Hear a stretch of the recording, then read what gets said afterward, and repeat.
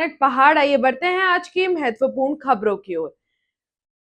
Rajasthan PCC कार्यालय में आज एक बहुत ही महत्वपूर्ण बैठक हुई जिसके अंदर कांग्रेस के बड़े नेता शामिल हुए। आपको बता दें ये बैठक की अध्यक्षता पीसीसी चीफ गोविंद सिंह डोटासरा और नेता प्रतिपक्ष टीकाराम जूली ने की। इसके साथ ही बैठक में कांग्रेस विधायकों के साथ साथ पार्टी के वरिष्ठ पदाधिकारी, जिला व ब्लॉक स्तरीय के नेता भी बड़ी संख्या में शामिल हुए। सूत्रों के अनुसार ये बैठक दिल्ली में होने वाली कांग्रेस की आगामी महत्वपूर्ण रैली को लेकर रणनीति तय करने के लिए बुलाई गई थी। रैली के आयोजन, भीड़ प्रतिबंध, कार्यकर्ताओं की भागीदारी, परिवहन व्यवस्था और संदेश को आम जनता तक पहुंचाने जैसे महत्वपूर्ण मुद्दों पर विस्तृत चर्चा की गई।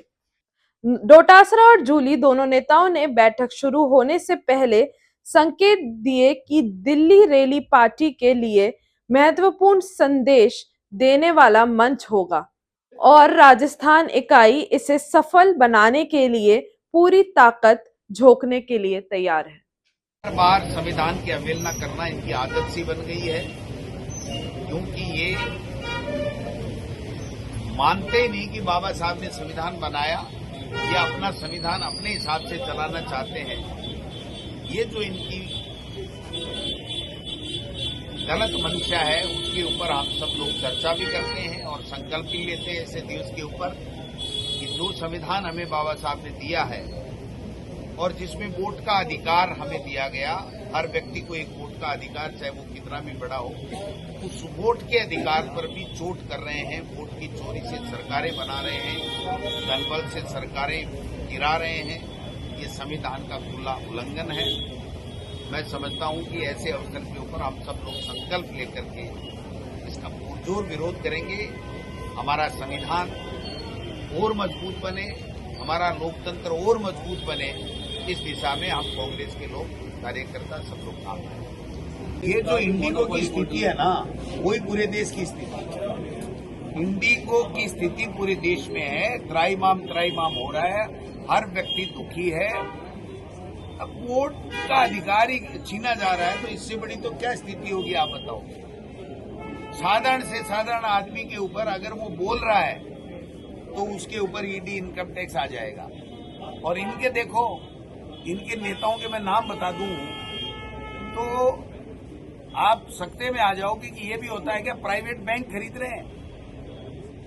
तो मौका मिलेगा मैं बता दूंगा, जो ज्यादा बोलते हैं ना कि हम तो ईमानदार हैं, कांग्रेस वाले ये हैं वो हैं, प्राइवेट बैंक खरीद रहे हैं 200, 500, 1000 करोड़ का, और बातें करते हैं बड़ी बड़ी। उनकी तो नहीं आती ईडी। गोविंद डोटासरा की क्यों आती है बताओ आप? क्योंकि मैं छाती में देता हूं खटका। पार होता तो क्या होता? संविधान परिवर्तित होता, ये आरक्षण की व्यवस्था खत्म होती, जैसे मोहन भागवत जी कह रहे हैं कि अब इसकी समीक्षा करने की जरूरत है। इसको पहले उन्होंने ये भी कहा था आरक्षण की व्यवस्था समाप्त होनी चाहिए। मैं समझता हूं कि अगर 400 पार होता तो कभी भी इस देश में चुनाव नहीं होता, मर्जी की वोटर लिस्ट बनती, जो उनको वोट देने वाला है उसी का वोटर लिस्ट में नाम मिलता, और एक दलीय व्यवस्था कि वो जो चाहेंगे वो ही नॉमिनेट होकर के या वो ही इलेक्ट होकर के आएगा, उस मर्जी के हिसाब से कानून बना लेते। आम व्यक्ति को अपनी स्वतंत्रता बोलने की हो, चाहे वोट देने की हो, चाहे जनप्रतिनिधि चुनने की हो, वो खत्म हो जाती है।